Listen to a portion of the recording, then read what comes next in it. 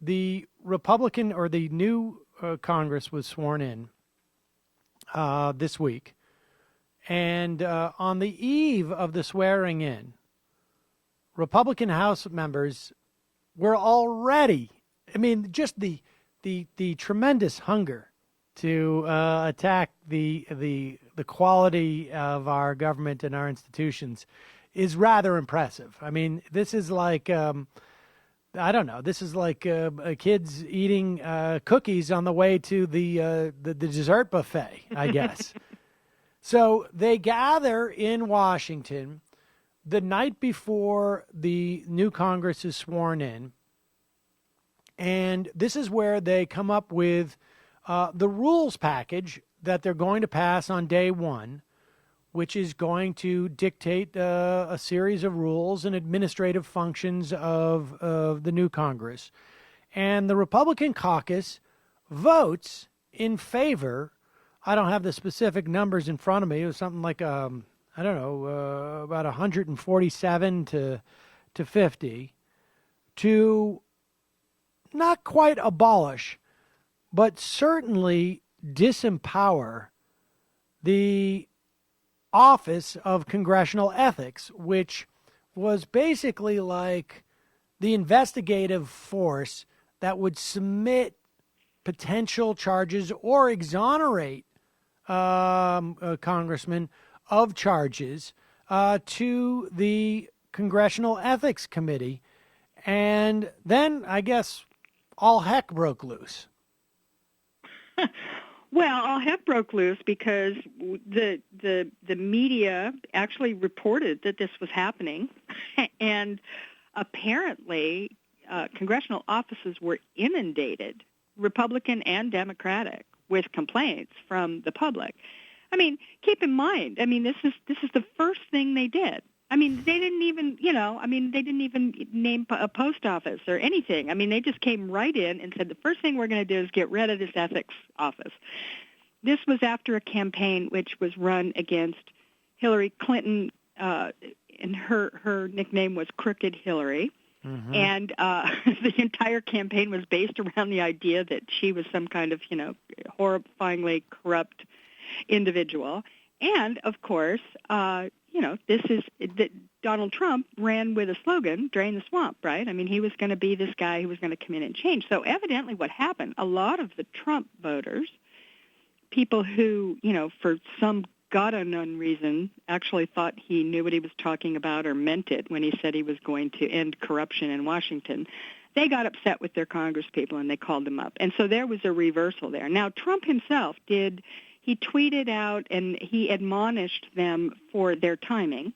Right. Said you should have waited until, maybe you could have hidden this a little better. This had to be the first thing you guys did? Yeah, exactly. You probably should have waited just a little bit. I mean, there are other things you could have done first.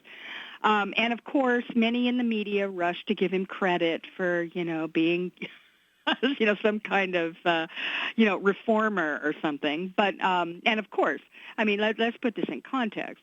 There has never been anyone as corrupt as Donald Trump ever even, been in a presidential transition, much less about to enter the White House. I mean, it's unprecedented, and I'm sure we'll talk about that. Right.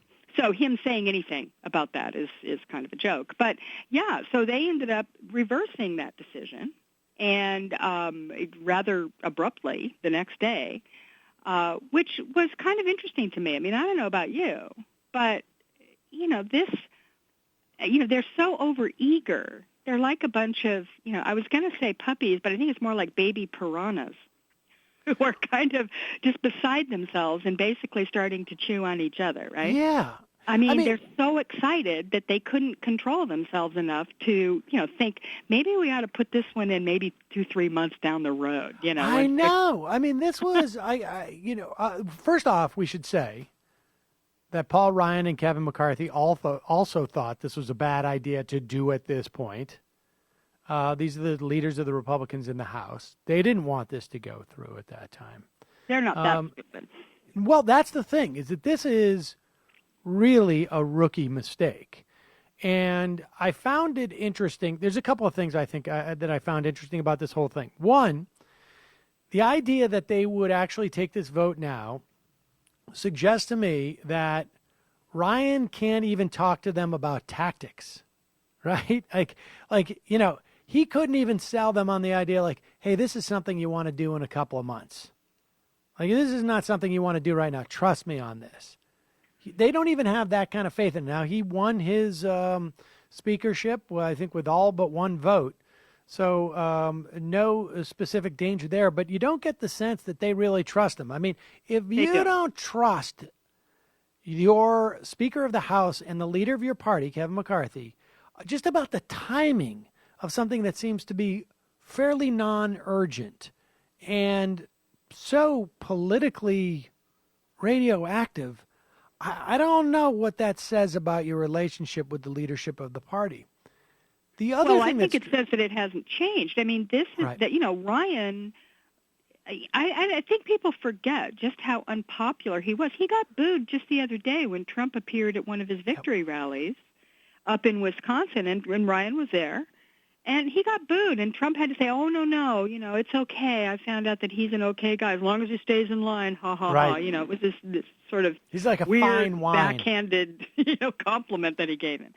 But, Ryan is not popular in the base. If you go and look at all the, the long-time conservative movement, websites and different groups, you see he's still not popular with the base. Now, I don't think that the people who sort of are responsive to that group care about Paul Ryan. I mean, I just don't think they care. I think they figure they can do whatever they want. And weirdly enough, they've probably been empowered by Trump because many of those same people were Trump voters. And they sort of, they're all, these are the baby piranhas, they're as you say, the rookies. Many of whom, I'm talking about the voters here, who are, sort of, they're, according to some of the stuff that I've been reading over the holiday break, the Trump voters are absolutely vicious when it comes to these Republicans. There was a whole article in Politico about how much pressure these people, somebody like Mark Sanford, he said one thing about Trump. I mean, he said, maybe we might not, I can't remember what the specific issue was, but it was something very mild. I mean, Mark Sanford's a wingnut, right? I mean, he's not like somebody from South Carolina. I mean, it's not like somebody is some old-fashioned moderate or anything. And he said something mildly critical of Trump and was inundated with Trump voters, threatening him, threatening his family. I mean, these people are really wound up. And I think that whole thing is kind of hanging over everyone, and so the dynamic remains, right?